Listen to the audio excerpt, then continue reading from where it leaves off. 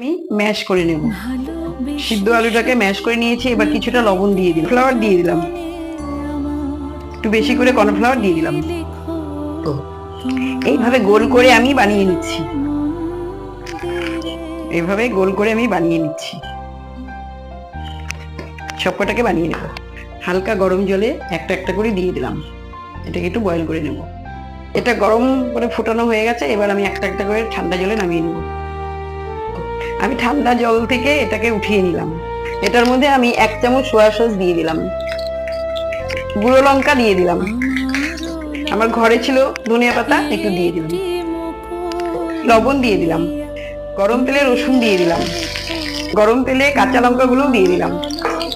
এবার রসুন কাঁচা লঙ্কা সহ যে তেলটা ছিল সেটাকে আমি দিয়ে দিলাম। এবার এটাকে একটু মেখে নিলাম। আমার কোরিয়ান চিলি